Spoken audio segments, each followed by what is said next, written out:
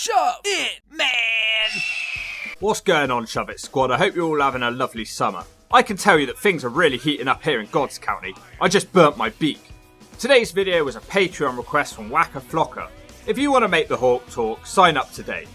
It's been a long ass time since I've reviewed a pay-per-view. So today it's Bound for Glory 2005. This pay-per-view is notable for a certain guy pulling triple duty on the show. We start tonight's show with the epic voiceover guy on camera. This is Barry Scott, who passed away just last year. Dude was talented. The pay-per-view goes downhill pretty quickly as I just realised that it's in the Impact Zone. That's always a downer in my book. Suddenly some Samoan men come out banging drums, and here he is, it's Samoa Joe in the opening match. It's quite strange seeing him do this dance because as time went on his Samoan heritage was touched on less and less in TNA, apart from his name. Shut up or I'll smack you one. Joe's been in TNA about 4 months at this point. Joe would be taking on Jushin Thunder Liger, who's here on a deal from New Japan. TNA would get these guys on short-term deals all the time back in the day. Little known factoid here is that Thunder Liger was in the opening match of the first ever WCW Nitro.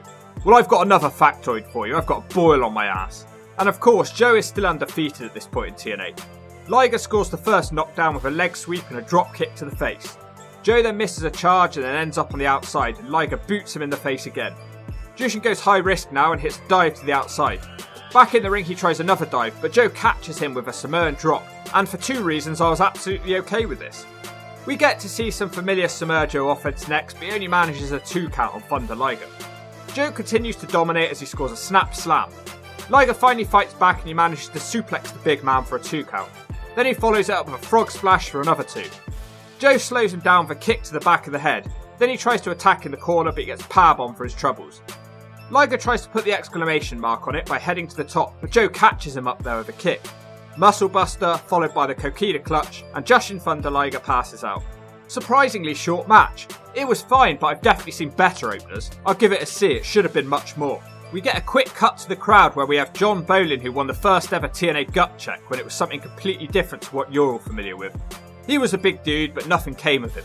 He's also with the future Serelda. Nothing came of her apart from looking like a gone off bag of Hovis. The Diamonds and the Rough are out next for a 6-man tag. Elix Skipper, a man who deserved better, with David Young, a man who deserved nothing at all. They're taking on Apollo and Sonny Siaki, who's wearing a stupid hat. This is not a good look at all. They team up with good old Shark Boy. Apollo and Siaki were a team for a while, but it was just a case of 2 guys who they threw together because they had nothing else for them to do. Simon Diamond, the leader of the Diamonds in the Rough, is overpowering the Shark, and then he hits a hip toss from the second rope. He tries to hit a leg drop but misses, and then Shark Boy starts biting his ass. Skipper's in next but eats a drop kick from the Shark.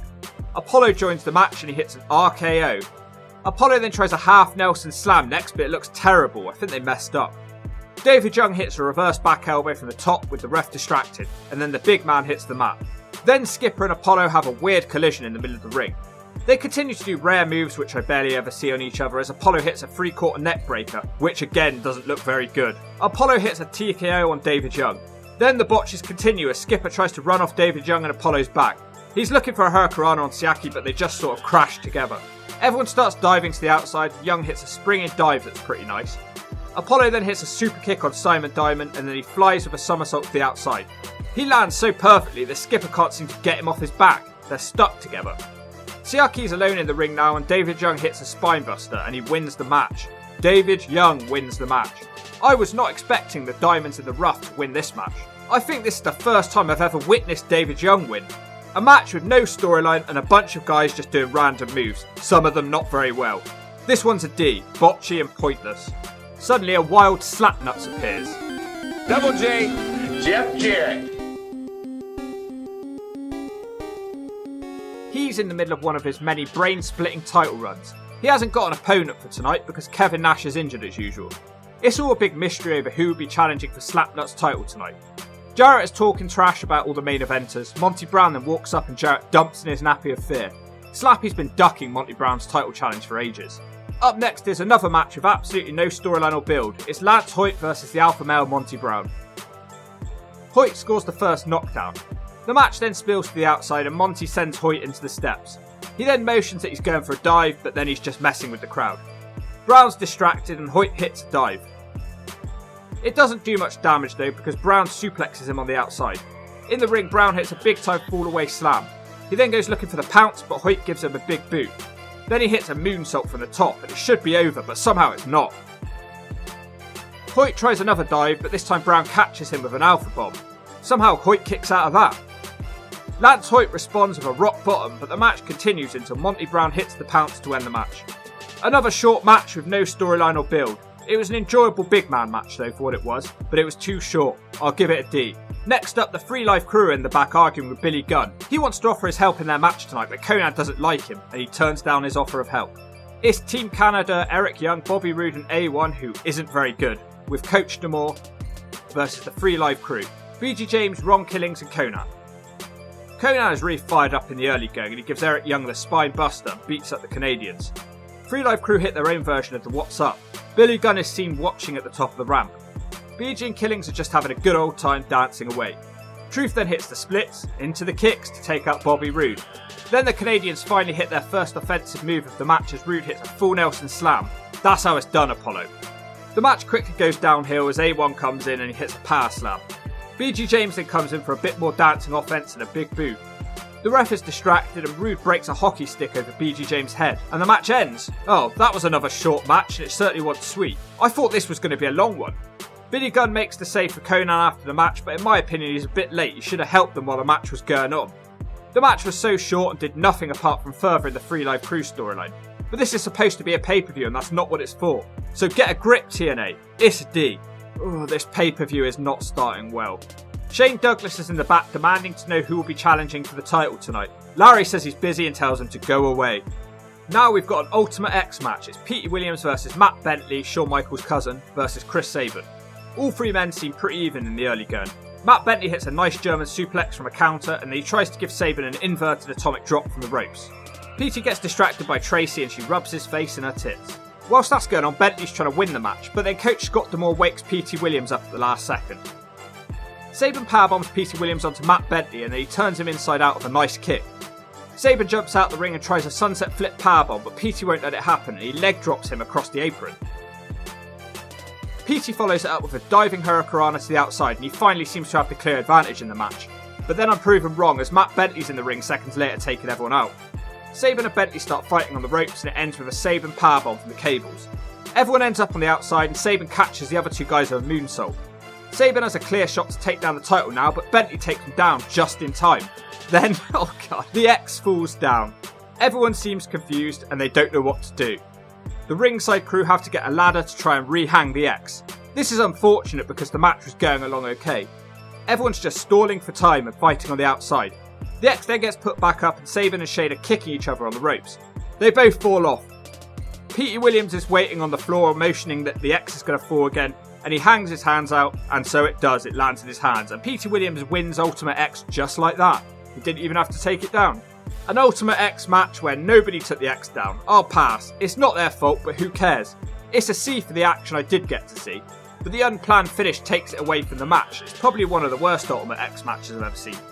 Up next is a match with an actual storyline. I know, a novel concept. Team 3D have recently rocked up in TNA and America's Most Wanted have turned heel and joined Jeff Jarrett. But oh no, it's not about AMW versus 3D. It's AMW versus the Naturals, who have been victims of AMW's heel turn, as AMW took their belts. Sorry to get your hopes up, folks, but at least the belts are on the line here. The Naturals storm out in a bad mood. They're beating up Storm and Harris all over the arena. Storm gets in the ring and he skins the cat, but he gets caught and powerbombed against the crowd barrier. Harris is left in a handicap situation. He tries to leave, but the Naturals stop him. Storm eventually wakes up and he takes out Andy Douglas and busts him open. James Storm gives him the eye of the Storm in the middle of the ring for a 2 count. After that, Harris accidentally takes Storm out on the ring apron and the Naturals almost get a free after some teamwork. Storm comes back into the ring but he gets kicked down. Harris tries to cheat with powder but it gets knocked square into his face and this causes him to hit his catatonic finisher on his partner. The Naturals steal AMW's finish with a death sentence on Harris but it's only a 2 count. They close in on their natural disaster finisher but Gail Kim causes a distraction. Whilst one of the Naturals is distracted, Harris handcuffs him to the crowd barrier. Chase Stevens is left on his own and he fights valiantly, but Gail Kim distracts the referee again and Storm smashes a beer bottle over Stevens' head. I've always found this a bit silly because surely the ref could see the glass all over the ring. AMW hit the death sentence and it's over. Another surprisingly short match. It was good for what it was, but it all seemed a bit rushed. You would have expected Chase Stevens to try and fight them off for a bit longer in the handicap situation to try and make a bigger deal of it, but he lost pretty much straight away. The match is fine, it's a C. Up next we have the second ever Monsters Ball match. The original premise of the match was supposed to be that the competitors were all locked in a dark room with no food or water for 24 hours before the match. This gimmick of the match would be faded out as the years went on, but Monsters Ball would live for a long time in TNA. Before the match, James Mitchell says that Abyss was forced into locked rooms without food or water all the time as a kid, so this match isn't phasing him. It's the War Machine Rhino versus Abyss versus Sabu versus Jeff Hardy. Sabu starts out throwing a chair at Abyss. He then sends Rhino to the outside and dives into him. Hardy gets the chair and hits a dive to the outside on Abyss. All four brawl around the arena. Sabu doesn't want to be outdone by Hardy here and he hits his own chair dive to the outside. Hardy wants to hit a twist of fate, but Abyss turns it into a backbreaker. Hardy uses Sabu to hit a poetry in motion, then he tries to do the same again, but Sabu boots him square in the ribs. The War Machine goes nuts with a kendo stick and then he wants to hit Abyss, but instead he gets chokeslammed on a steel chair. Somehow he kicks out of the pinning attempt. The match spills out of the ring again with tables getting set up all over the place. Sabu puts Rhino through a table on the outside of the ring. The cameraman then frantically cuts to Hardy, who's climbed up the TNA Titantron with Abyss on the table. He looks so high up. He swanton bombs off the table on top of Abyss. That's definitely one of the more insane bumps Hardy's taken in his career. Back at the ring, Rhino is recovered, but not for long as Sabu sends him into a chair in the corner. Sabu is performing at the top of his game in this match and he nails Rhino with the moonsault. Abyss and Hardy somehow make it back to the ring and Sabu tries to dive onto the monster, but instead he gets caught and thrown for a table on the outside. The monster looks for dumb tacks, but instead he gets smashed with a gore through a table. The War Machine then nails a Rhino driver from the corner on Hardy. I can't remember him ever hitting this at TNA. This match is over and the crowd loved it and I enjoyed it too. Best match of the night so far. I'm giving it a B. Larry Zbyszko announces that so many people want a shot at Jarrett that they're going to hold an over-the-top rope gauntlet match to decide who's going to challenge for his title tonight. Jarrett isn't happy about this because he's not happy about anything really. Up next we have a 30-minute Iron Man match for the X Division title. It's AJ Styles defending his title against Daniels. This one should be good. Daniels is just coming off a 6-month reign as the champion. Chris Daniels gets the early advantage and he kicks Styles down. Strangely, Daniels hits a body press slam, not a move I'd expect to see him doing. Styles turns it around with a nice arm drag and a backbreaker. Styles boots Daniels across the crowd barrier as the girls scream. Then the girls scream even more as Styles dives over the barrier to take Daniels out again. Back in the ring, Styles then holds onto a headlock for a minute, and then Daniels thinks he's got him off, but AJ goes straight back to the side headlock. Daniels eventually rolls it through with an armbar. AJ's in firm control as Daniels misses a dropkick and Styles boots him in the ribs, and then AJ goes back to damaging Daniels' head and neck. Styles is working a heelish style here, which might surprise some people. AJ puts on a death lock and Daniels breaks the hold by biting AJ. Styles' control of the match finally ends after he misses a dive that enables Daniels to hit a suplex. Daniels follows it up with a total world backbreaker for a 2 count. AJ tries some quick pinning attempts, but Daniels reverses it into the Koji clutch and it looks like it's over, but Styles makes the ropes. Neither man looks any closer to winning as we reach the halfway point. AJ then hits the reverse DDT for the double down. The match continues being back and forth as Daniels hits Death Valley driver. Daniels almost wins again with a slam from the top, but AJ won't give in. Daniels then hits the BME, best moonsault ever, but it's still only a 2 count. AJ turns it around with a brief torture rack. He only held it for a second and he powerbombs him, but still no pinfall after 20 minutes. Daniels sends Styles to the outside of the ring and he smashes into him with a suicide dive. Daniels tries to come back into the ring, but then AJ stops him with a Pele kick. AJ takes his turn to fly to the outside with a somersault dive. They keep fighting outside and eventually Daniels crushes AJ with a back suplex off the ring apron. Looked painful. Both men then end up back in the ring with more pinning attempts. Daniels then creams AJ with a German suplex, but he no-sells it, and then AJ takes out Daniels with a clothesline. The closest pinning attempt comes as AJ misses another dive with Daniels rolling him up, but it's still only a 2 count. The match then ends with 1 second to spare as AJ hits the Styles Clash. A great match between two good friends. This one is an A all night and all day, and if you disagree I'll make you spray. That gauntlet match is up next. A lot of the guys who are in this match are pulling double duty. The undefeated Submerger is out first to start with former 2-time champion Ron the Truth Killings. After a good exchange, Sabu is the next man in. He's been on fire all night tonight. He uses his little chair and then he hits a moonsault. Joe gets the chair and sweeps out Sabu's legs. Strangely, the next man out is Lance Hoyt, who lost in one of the opening matches. Not sure what he's done to justify being in this one. Next man in is the Monster Abyss, who's whimpering and holding his hand like a complete idiot. Jeff Hardy's also here and he's not in great condition either. Monty Brown's also here and he comes in with a pounce on Sabu, and then him and Hardy manage to eliminate each other. Oh, that sucks. I wanted to see Monty get a chance. Instead, he was gone in about 20 seconds. Rhino is in next and he eliminates Lance Hoyt with a clothesline. Kip James is in next, who's the only man who hasn't wrestled tonight, so he has a big advantage. The last man in is bizarrely AJ Styles, who looks like he can barely move. The big story here is that Raven hasn't been given a shot in this match because the management team pretty much hate him. Kip James, aka Billy Gunn, is the next one to be eliminated, but then he helps his friend Ron the Truth stay in. Kip then saves the Truth again, but it doesn't stop a relentless Joe from eliminating him. Next to be eliminated is that very man AJ Styles and Joe at the same time as Abyss chucks them both out. Straight after that, Rhino hits a gore and then he throws Abyss out to win the gauntlet. Sabu went out at some point, I didn't even see it happen. Rhino will now challenge for Slapnut's world title and for some bizarre reason Tito Ortiz will be the referee. It wasn't much of a match, it's a D. Tito would go on to have an important part in TNA, standing around with his arms folded during the Aces and Eights storyline. So now, straight away, Rhino will be taking on everyone's favourite, the NWA Heavyweight Champion Jeff Jarrett. Jeff is pretty cocky here and he beats up Rhino around ringside. He even hits him with the lightest looking bin I've ever seen. Jarrett even goes high risk here, that's how sure he is of a victory. He tries it again and nails another clothesline. Like a complete idiot, he goes for the third one. We can all see it coming. Rhino catches him around the throat and boots him in the nutsack, shades Jeff Jarrett himself. Rhino misses the gore. Whilst that's going on, Gail Kim appears and she tries to dive onto Tito Ortiz, but he catches her and gets rid of her. Of course, during the distraction, Jeff Jarrett has his guitar. He swings once and misses, but Rhino keeps running and Jarrett catches him on the second attempt. One of the most brutal guitar shots I can remember seeing. Somehow Rhino kicks out of that. Harris and Storm then turn up, but Ortiz smacks him one. Then out of nowhere, Rhino hits the gore. Ortiz counts the 3 and Jeff Jarrett gets up straight away. The gore is supposed to rip you in half. What's he doing sitting up straight away? The bigger story here though is that Rhino has just won the NWA World Heavyweight title. AMW and Jarrett try to beat him down, then the Free Live crew make the save. Team Canada then come out to help Jarrett, so now they have the numbers advantage again. They smack Rhino with another guitar and then they dump him in a coffin. They all celebrate like a bunch of goofs.